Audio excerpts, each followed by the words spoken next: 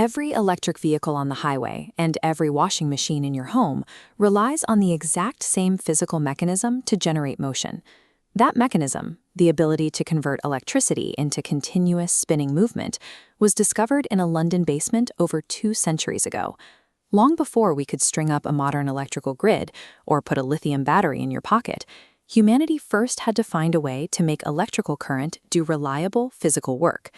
In the early 19th century, electricity was mostly treated as a parlor trick. It was a novelty of isolated sparks and mild shocks, and the scientific consensus was that it was entirely separate from the forces of magnetism. Then in 1820, a Danish physicist named Hans Christian Ørsted ran a simple demonstration. As this diagram shows, when he sent an electrical current through a straight wire, the needle of a nearby compass physically twitched. That single twitch proved electricity and magnetism were linked. The forces were crossing the empty physical space between the wire and the compass. Instantly, a global scientific race began to harness this invisible interaction for practical power. That realization fell to Michael Faraday. At 14 years old, he was working as a bookbinder's apprentice in London. He had no formal math education, so he taught himself science by reading the encyclopedia entries customers paid him to stitch together. Faraday took obsessive, diagram-heavy notes at public lectures, bound them into a book, and sent them to England's most famous chemist, Humphrey Davy. It worked. He was hired as a lab assistant here at the Royal Institution. Because Faraday lacked the mathematical training of his university-educated peers, he couldn't rely on abstract equations to understand physics. He had to build physical, tactile demonstrations. This focus on physical observation meant he interpreted the motion Ørsted had uncovered differently than his peers. While others looked for a formula, Faraday looked for a tangible force he could see and touch. In September 1821, working alone in the Royal Institution's basement, Faraday built a deceptively simple device. This schematic outlines his exact setup.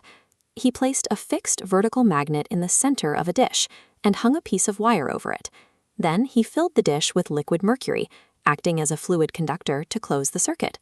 When the circuit is closed, current flows down the dangling wire and into the mercury.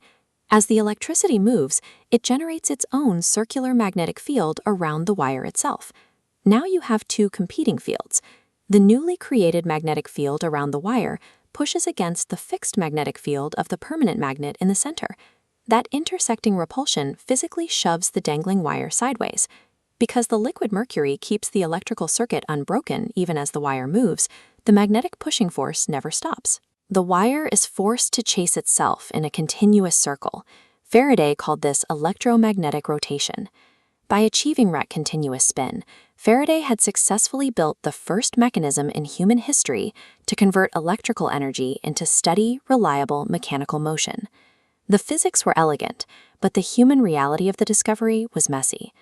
In his excitement, Faraday published the results hastily, failing to fully credit the theoretical work of a colleague named William Hyde Wollaston. Humphrey Davy, his own mentor, publicly accused Faraday of stealing the idea. Faraday was forced to spend months defending his reputation and proving he worked the problem out independently. The political fallout nearly destroyed his career before it even started, but the physical proof he left on the lab table was undeniable. It would take Faraday another 10 years to figure out how to run the process backward and generate electricity. But his 1821 mercury experiment stands as the undisputed ancestor of all electric motors. The basic interaction he proved in that basement, a magnetic field pushing a conductive wire, is the exact same principle we eventually scaled up to power global infrastructure, our manufacturing lines, and household appliances. Every piece of spinning electrical machinery today traces directly back to a bookbinder's apprentice.